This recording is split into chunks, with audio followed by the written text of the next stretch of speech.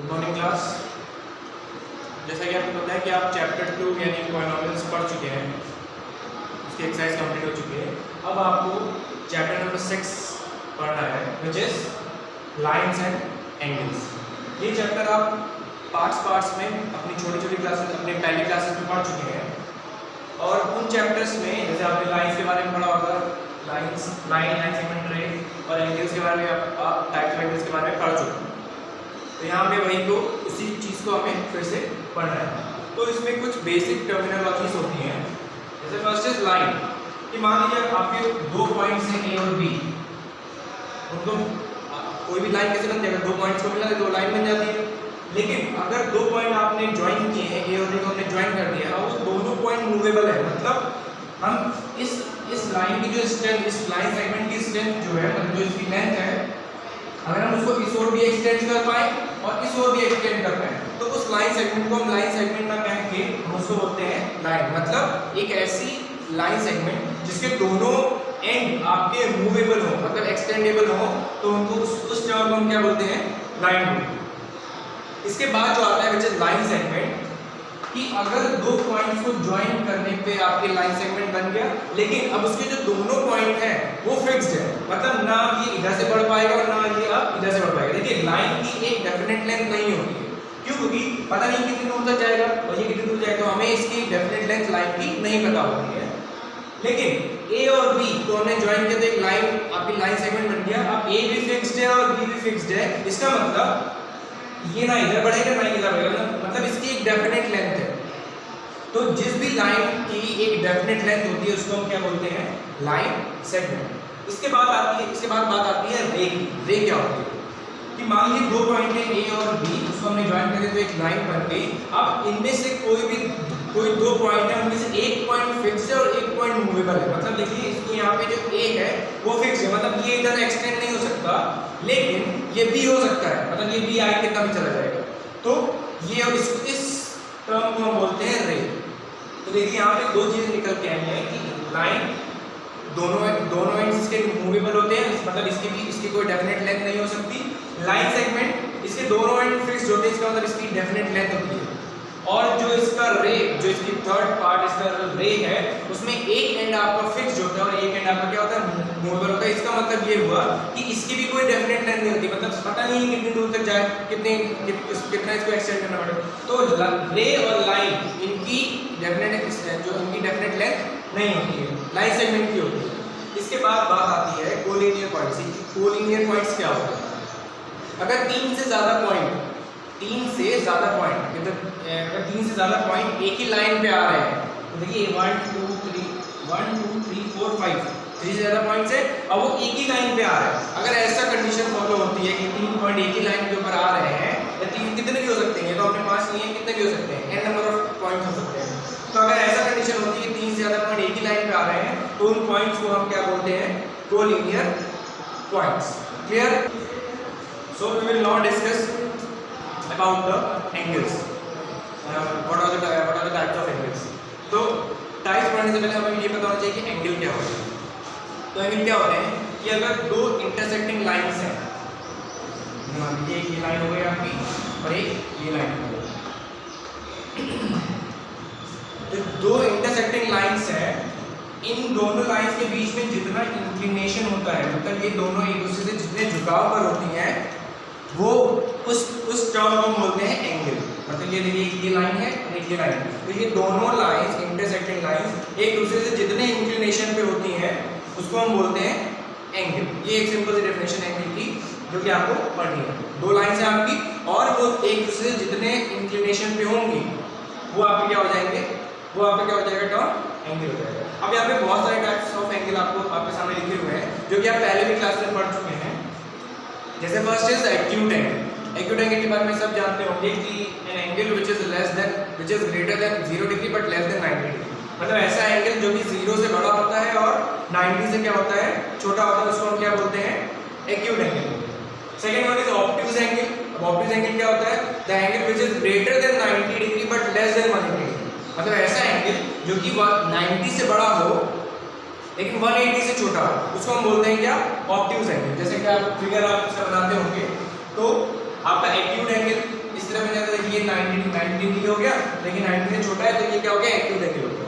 अब मान लीजिए कि ऑब्ट्यूज बनाना है तो ये 90 डिग्री का एंगल हो गया, और ऑब्ट्यूज है तो ऑब्ट्यूज एंगल आपका 90 से बड़ा होता है, तो ये वाला एंगल आपका क्या हो जाएगा, ऑब्ट्यूज एंगल हो जाएगा। क्लियर। इसके बाद बात आती है राइट एंगल। राइट एंगल सब जानते हैं, सबको पता होता है राइट एंगल क्या होता है, angle which is equal to 90 degree, मतलब जो एंगल 90 डिग्री का होता है उसको हम बोलते हैं राइट एंगल। इसके बाद बात आती है कि what is straight angle. Straight angle क्या होता है, तो straight angle angle which is equal to 180 degree, मतलब अगर कोई एंगल आपका 180 डिग्री का है, कोई एंगल आपका 180 डिग्री का है तो वो क्या होता है आपका स्ट्रेट एंगल। अब इसके बाद बात आती है रिफ्लेक्स एंगल क्या होता है। Reflex angle N angle which is greater than 180 but less than 360, मतलब ऐसा एंगल जो कि 180 से तो बड़ा हो लेकिन 360 से क्या हो, छोटा हो। तो देखिए इसको हम अगर ऐसे कर दें तो ये यहाँ देखिए, अब ये देखिए 180 कितना था, 180 से बड़ा हो गया। आप जानते हैं कि एंगल कैसे चलता है, एंगल ऐसे चलता है ना पूरा, ये पूरा 360 हो गया, तो यहाँ से स्टार्ट करके एंगल ऐसे आता है। देखिए ये 180 था तो यहाँ से चला, तो ये देखिए 180 क्रॉस करके यहाँ पहुंच गए, तो an angle which is greater than 180 but less than 360 is known as reflex angle. इसके बाद बात आती है कि what are complementary angles. What are complementary angles, तो कॉम्प्लीमेंट्री एंगल क्या होते हैं कि the pair of angle which has a sum of 90 degree, मतलब कि ऐसे दो एंगल जिनका सम 90 डिग्री होता है उन्हें क्या बोलते हैं, कॉम्प्लीमेंट्री एंगल्स। इसके बाद बात आती है सप्लीमेंट्री एंगल्स क्या होते हैं, ये भी पेयर ऑफ एंगल्स होते हैं कि ऐसे दो angles, pair of angles which has a sum of 180 degree, मतलब ऐसे दो एंगल्स जिनका सम क्या होता है 180 डिग्री होता है, उनको हम क्या बोलते हैं, सप्लीमेंट्री एंगल्स। इसके बाद बात आती है एडजेसेंट एंगल्स। एडजेसेंट एंगल क्या होता है, ये एंगल आपने पहली बार सुना होगा इस एंगल के बारे में, वैसे इसमें कोई नई चीज नहीं है। एडजेसेंट एंगल क्या होते हैं, जैसे मान लीजिए ये 3 आपकी रेज हैं, या इसको लाइन बना दिया, रेज वाली कुछ आपके ऊपर डिपेंड करता है। ये 3 आपकी रेज हैं और इसमें देखिए एक एंगल ये बन रहा है और एक एंगल ये बन रहा है। तो देखिए इसमें क्या है कि इन दोनों एंगल्स में, ये दो एंगल बन रहे हैं, एक ये वाला एक ये वाला, इन दोनों एंगल्स में देखिए ये कॉमन वर्टेक्स है। वर्टेक्स क्या होता है, जहाँ पे दो लाइनें इंटरसेक्ट करती है उस पॉइंट को क्या बोलते हैं, वर्टेक्स। तो देखिए ये जो वर्टेक्स है वो इस एंगल का भी है और जो ये वर्टेक्स है वो इस एंगल का भी है। तो ऐसे दो एंगल जिनका एक कॉमन वर्टेक्स होता है, उनको हम क्या बोलते हैं, एडजेसेंट एंगल्स। इसके बाद बात आती है linear pair, which is the most important term in this chapter, which is linear pair. जैसा कि अभी आपने पढ़ा था कि स्ट्रेट एंगल कितने का होता है आपका 180 डिग्री का। स्ट्रेट एंगल आपका क्या होता है 180 डिग्री का। अब बात आती है यहाँ पे लीनियर का मतलब 180 डिग्री एंगल, मतलब स्ट्रेट एंगल। लीनियर का मतलब स्ट्रेट एंगल, और पेयर का मतलब जानते हैं, पेयर मतलब दो एंगल, मतलब स्ट्रेट टू एंगल्स। देखिए अगर हम यहाँ पे एक लाइन ऐसे रे खड़ी कर रहे हैं, ये ठीक है, एक रे हम ऐसे खड़ी कर दें, देखिए यहाँ पे दो एंगल बन गए, एक एंगल ये बन गया और एक एंगल ये बन गया, क्लियर। तो अगर दो ऐसे पेयर ऑफ मतलब एक पेयर ऑफ एंगल है जिनका सम 180 डिग्री है, ऐसे दो एंगल जिनका सम, अब देखिए यहाँ पे कंफ्यूजन वाला टर्म ये आएगा कि अगर सम 180 डिग्री तो सप्लीमेंट्री क्यों नहीं हो सकते, ठीक है। तो यहाँ पे एक चीज जो इसका अंतर है वो ये है कि ये जो आपका लीनियर पेयर होगा वो स्ट्रेट लाइन पे बनना चाहिए, ठीक है, क्लियर, स्ट्रेट लाइन बनना चाहिए, मतलब एक सीधी लाइन पे। तो ये एंगल और ये एंगल देखिए आपकी स्ट्रेट लाइन में इसका इन दोनों एंगल का सम आपका 180 डिग्री है, क्योंकि स्ट्रेट एंगल का सम 180 डिग्री, स्ट्रेट एंगल आपका 180 डिग्री होता है। तो इन दोनों एंगल्स को हम क्या बोलेंगे, ये आपका मिलकर बनाएगा लीनियर पेयर, और लीनियर पेयर का जो एंगल होते हैं उनका सम हमेशा 180 डिग्री होता है। इसके बाद बात आती है वर्टिकली अपोजिट एंगल की। तो वर्टिकली अपोजिट एंगल भी आप इससे पहले पढ़ चुके हैं कि अगर दो लाइनें आपस में इंटरसेक्ट कर जाए, दो लाइनें आपस में इंटरसेक्ट कर जाए तो पेयर ऑफ एंगल्स बराबर होते हैं, मतलब ये एंगल आपका इस एंगल के बराबर हो जाएगा और जो ये वाला एंगल है वो आपका इस एंगल के बराबर हो जाएगा। तो इनको हम बोलते हैं vertically opposite angles. So these are the types of angles जो कि आपको इस चैप्टर में यूज करते हैं।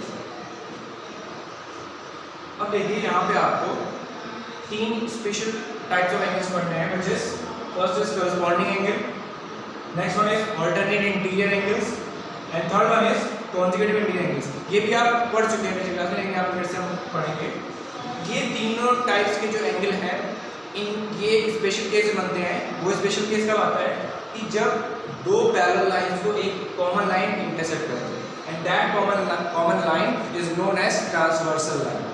ये आपकी होती है ट्रांसवर्सल। पैरेलल लाइंस के बारे में आपको पता है, अगर नहीं पता तो फिर से सुन लीजिए कि ऐसी दो लाइन जिनके बीच की डिस्टेंस हमेशा कॉमन रहती है, मतलब यहाँ से यहाँ की डिस्टेंस, यहाँ से यहाँ की डिस्टेंस, यहाँ से यहाँ की डिस्टेंस, हमेशा क्या होगी, डिस्टेंस आपकी बराबर रहेगी थ्रू आउट, जहाँ तक ये लाइनें आपकी ट्रैवल करेंगी।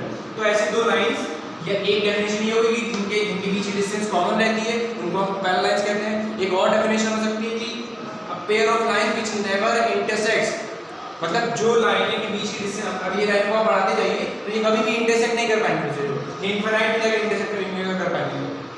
लेकिन जहां तक हम पढ़ सकते हैं कि ये लाइन जो है, ये जो लाइन है, अगर ये कभी भी इंटरसेक्ट नहीं कर रही है तो इन लाइन को हम क्या बोलेंगे, पैरेलल लाइन। तो पैरेलल लाइन की एक सिंपल सी डेफिनेशन होती है कि lines which never intersect are called parallel lines. अब ये दो पैरेलल लाइंस आपके लिए रखी हुई हैं और इनको एक कॉमन लाइन इंटरसेक्ट करे, मतलब देखिए ये वाली लाइन जो है वो इसको भी इंटरसेक्ट कर रही है इस पॉइंट पर, इसको भी इंटरसेक्ट कर रही है इस पॉइंट पे, तो इस लाइन को बोलते हैं ट्रांसवर्सल लाइन। अब ये जो तीन तरीके के एंगल आपके सामने लिखे हुए हैं, ये इन्हीं लाइंस के बीच में बनते हैं। पहला जैसे है कोरस्पॉन्डिंग एंगल। अभी कोरस्पॉन्डिंग एंगल कहाँ बनते हैं, देखिए ये वाली लाइन और ये वाली लाइन, मतलब ये जो कॉमन लाइन है ट्रांसवर्सल और इस ये पहले लाइन के ये के बीच में एंगल बना, ये एंगल जो होगा वो इसी लाइन के और इस वाले एंगल के बराबर हो जाएगा, मतलब ये एंगल आपका इसके बराबर हो जाएगा। उसी तरीके से जो इसके नीचे वाला एंगल है ये वाला, वो आपके इसके नीचे वाले एंगल के बराबर हो जाएगा, ये भी कोरस्पॉन्डिंग एंगल हो गया, मतलब ये आपका इसके बराबर और ये आपका इसके बराबर।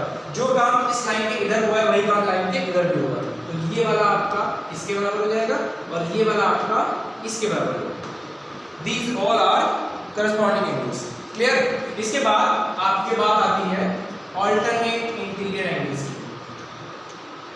ये alternate interior angles क्या होते हैं, देखिए ये जो आप ये लाइन बनी हुई है इसमें देखिए एक लेटर बन रहा है Z, ये Z बन रहा है आपका, ये Z बन रहा है आपका। तो इस Z में देखिए आप जहां भी Z बनता है उसमें देखिए दो कॉर्नर्स होते हैं, ये क्लियर। देखिए ये जो Z बन रहा है इसके दो कॉर्नर से, एक ये वाला एक ये वाला, तो इन कॉर्नर्स में जो एंगल बन रहा है, मतलब ये वाला एंगल और ये वाला एंगल, ये भी इक्वल होते हैं और इनको हम क्या बोलते हैं, ऑल्टरनेट इंटीरियर एंगल्स। अब देखिए एक तो सीधा Z बन रहा है, एक उल्टा Z बन रहा है, ये भी उल्टा Z बन रहा है, क्लियर। तो जैसे ये वाला और ये वाला इक्वल हो गया, उसी तरह देखिए जो उल्टा Z है उसी तरह ये वाला एंगल आपका इसके बराबर हो जाएगा। तो these angles are alternate interior angles। इसके बाद लास्ट वाला है consecutive interior angle। अब ये क्या होते हैं, देखिए ये वाली लाइन और ये वाली लाइन, इनके इस लाइन के नीचे वाला और इस लाइन के ऊपर वाला, मतलब इन दोनों लाइनों, इसके नीचे वाला इसके ऊपर वाला, ये एंगल अब ये एंगल बराबर नहीं होते हैं, इनका सम क्या होता है 180 डिग्री, तो मतलब इसका और इसका सम क्या होता है 180 डिग्री। ये एंगल बराबर हो ये जरूरी नहीं है, लेकिन इनका सम क्या होता है 180 डिग्री होता है। इन एंगल्स को हम बोलते हैं कॉन्सेक्यूटिव इंटीरियर एंगल। जिस तरह ये एंगल और ये एंगल का सम बराबर है, ये एंगल और ये एंगल का सम 180 डिग्री होता है, उसी तरह इस तरह भी ये एंगल और ये एंगल का सम क्या होता है आपका 180 डिग्री होता है, और इनको बोलते हैं कॉन्सेक्यूटिव इंटीरियर एंगल्स। क्लियर है ना? So this is all about the introduction lines and angles. So we will now start exercise 6.1। इसमें क्वेश्चन नंबर 1 अगर आप देखेंगे तो इसमें लिखा है in figure 6.13 which is this lines AB, ये AB लाइन दे रखी है आपकी, and line CD जो आपकी ये CD लाइन दे रखी है, ये दोनों आपको ऊपर इंटरसेक्ट कर रहे हैं, ये दोनों को ऊपर इंटरसेक्ट कर रही हैं। If angle AOC and BOE, AOC मतलब ये वाला एंगल एंड BOE मतलब ये एंगल, ये एंगल और ये एंगल का सम आपको दे रखा है, angle AOC plus angle BOE, इसका सम आपको दे रखा हुआ है 70 डिग्री, क्लियर। और एंगल BOD ये आपको 40 डिग्री दे रखा हुआ है। ये चीजें आपको क्या दी हुई है, गिवन दी हुई है, ये चीज आपको गिवन है। आपको निकालना क्या है, आपको एंगल निकालना है एंगल BOE। BOE मतलब आपको ये एंगल निकालना, जो आपको ये एंगल है, ये देखिए हमें AOC और BOE का सम दिया हुआ है, हमें अलग अलग नहीं दिया हुआ कि कितने कितने हैं, इन दोनों का सम दिया हुआ है, ठीक है। तो एंगल ए हम एनी बीओई हमें निकालना है, और दूसरा जो चीज निकालनी है वो निकालना है रिफ्लेक्स ऑफ सीओई, वो हम बाद में डिस्कस करेंगे। तो पहला हमारा काम है कि हमें एंगल बीओई निकालना है। अब देखिए एक चीज जो छूट गई है वो ये है कि मान लिया एक लाइन बनी हुई है, स्ट्रेट लाइन है, इस पे कितने भी आप एंगल बना लीजिए, ये सारे एंगल बन रहे हैं, n नंबर ऑफ एंगल आप बना लीजिए, लेकिन उन सभी का सम क्या होता है आपका 180, क्योंकि देखिए स्ट्रेट लाइन बन रहे हैं और स्ट्रेट लाइन पे जितने भी एंगल आपके बनते हैं उनका सबका सम कितना होता है 180 डिग्री। तो इस चीज को भी याद रखिएगा क्योंकि इस चीज का यहाँ पे यूज होने वाला है। देखिए इसको हम सॉल्व करेंगे, तो सॉल्व किस तरीके से होगा, देखिए ये एक स्ट्रेट लाइन है जो कि आपको क्वेश्चन में दिया हुआ, ये एक स्ट्रेट लाइन है, क्लियर। अब देखिए ये एक स्ट्रेट लाइन है जो कि यहाँ से लेके यहाँ तक, यहाँ से लेके यहाँ तक, इस पूरे का सम कितना हो जाएगा 180 डिग्री हो जाएगा, क्योंकि स्ट्रेट लाइन में बन रहे हैं। तो एंगल AOC लिखेंगे since AB is a straight line, हमें पता है कि AB क्या है आपकी स्ट्रेट लाइन है, तो अगर AB स्ट्रेट लाइन है तो angle AOC plus angle COE, ये वाला एंगल प्लस ये वाला एंगल प्लस ये वाला एंगल, ये स्ट्रेट लाइन बन रहा है, तो angle AOC plus angle COE plus angle EOB लिख दीजिए, चाहे BOE लिख दीजिए, आपके ऊपर डिपेंड है कि यहाँ पे BOE है तो हम BOE लिखेंगे, एंगल BOE इक्वल टू कितना हो जाएगा 180 डिग्री, AOC प्लस COE ये वाला और BOE मतलब ये वाला, क्लियर, इक्वल टू कितना हो जाएगा 180 डिग्री। अब देखिए AOC और BOE का सम आपको दिया हुआ है 70 डिग्री, तो हम क्या करेंगे इनको एक साथ लिखेंगे, तो angle AOC plus angle BOE इनको एक साथ लिख दिया और COE को अलग कर दिया, इक्वल टू कितना हो जाएगा 180 डिग्री। अब देखिए AOC और BOE का सम कितना दे रखा है आपका 70 डिग्री दे रखा है, तो इसकी जगह हम क्या कर देंगे 70 plus angle COE equal to कितना हो जाएगा आपका 180 डिग्री, तो 70 को उधर भेज दीजिए, तो एंगल COE आपका आ जाएगा 180 माइनस 70 इक्वल टू आ जाएगा आपका 110 डिग्री, तो एंगल COE की वैल्यू आपकी आ गई 110 डिग्री। तो देखिए इसमें जो हमें सेकंड टर्म निकालना था, सेकंड चीज निकालनी है, लेकिन उसमें देखिए यहाँ पे एंगल COE के पहले दिया हुआ है रिफ्लेक्स ऑफ COE, लेकिन हमारे पास क्या आया है एंगल COE, तो हम क्या करेंगे इसका रिफ्लेक्स कैसे निकालते हैं, तो रिफ्लेक्स ऑफ एंगल COE ये कैसे निकलेगा, हम क्या करेंगे इसी एंगल को जो एंगल COE आया है इसको क्या करेंगे हम 360 से माइनस कर देंगे, मतलब ये अगर आपको किसी एंगल का रिफ्लेक्स निकालना है, अगर आपको किसी भी एंगल का रिफ्लेक्स निकालना है तो उस एंगल को आप 360 से क्या करिए माइनस कर दीजिए। तो आपको रिफ्लेक्स ऑफ COE निकालना है, तो हम क्या करेंगे कि जो एंगल आपका COE आया है 110 डिग्री, इसको आप 360 से क्या करें माइनस करें, तो 360 माइनस 110, इसको आप माइनस करेंगे तो 0 से किया आपका 5 और ये हो गया आपका 250 डिग्री, तो रिफ्लेक्स ऑफ COE आपका 250 डिग्री है। तो सेकंड वाला इसमें लेकिन हम तो फर्स्ट निकाल लेंगे, तो BOE कैसे निकलेगा, अब देखिए हाँ BOE तो आपका निकल ही जाएगा, ये आपका COE तो आपको पहले ही आपको क्या निकालना था, आपको BOE निकालना था,